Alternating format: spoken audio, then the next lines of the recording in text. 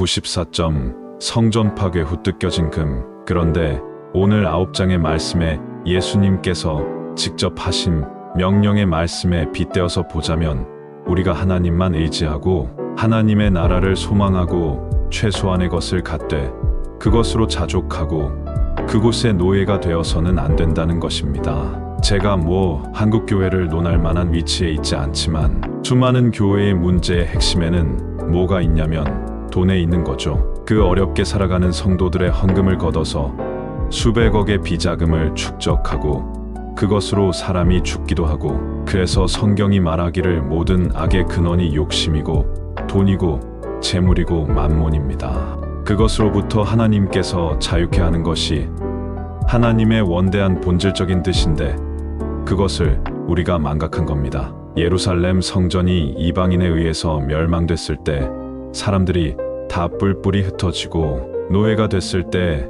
그 이방인이 행한 행위가 뭐냐 하면 예루살렘 성전에 있는 금덩어리를 뜯어내는 일이었습니다.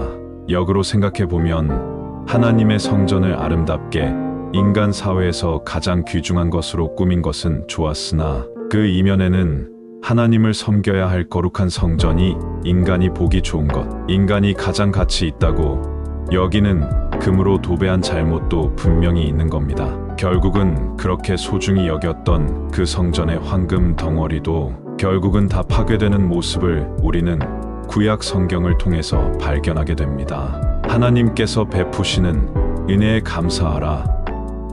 하나님의 나라를 위해서, 복음을 증거하기 위해서 그 어떠한 것도 얻으려고 하지 말라. 이것이 신자의 삶의 자세입니다. 이것을 깊이 깨달았으면 좋겠습니다. 그렇다고 해서 굶어 죽으라. 예수님께서 그렇게 말씀하신 것도 아닙니다. 본문과 연관이 되어져서 누가복음 10장에 보면 이것과 유사한 내용이 담겨져 있습니다. 복음을 증거하기 위해서 집을 방문했을 때에는 그 집의 평안을 빌어주라 이렇게 말씀하고, 그 평안을 빌어줄 때 그 사람이 기쁨으로 받으면 하나님의 평강이 임할 것이다. 그리고 하나님의 나라의 복음을 증거하고 그들이 영접하면 하나님의 크신 은혜가 임할 것이다 라고 말입니다.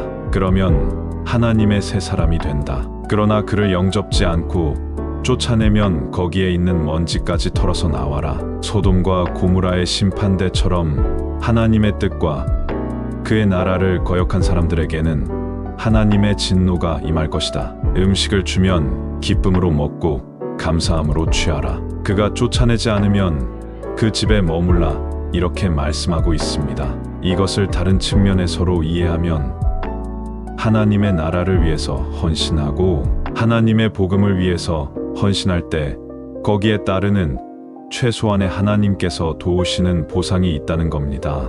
일하는 소에 멍에를 씌우지 말라는 것처럼 하나님께서 필요에 따라서 때에 따라서 베푸시는 은혜가 있다는 것입니다. 그것으로 복음 전도자의 상급이 준비되어져 있다. 그것으로 자족하며 살아라 이렇게 말씀을 하고 있는 것입니다. 이것은 우리에게 있어서 대단히 중요한 삶의 자세입니다. 우리가 열심히 일을 해야 합니다. 성경에서도 말씀하신 바처럼 6일 동안 열심히 일하고 하루는 다 쉬라고 말씀하시고, 그때 하나님 앞에 한 주간 동안 보살피신 은혜를 뒤돌아보면서 감사하고 또 음식을 먹으면서 즐거워하고 기뻐하라 했습니다. 한 주간을 맞이하면서 베푸실 은혜에 대해서 늘 하나님께 감사하는 신앙적인 자세가 대단히 중요하다 하겠습니다. 인천 송도역 남인천 농협 앞 배짜마 카페에서 이종화였습니다.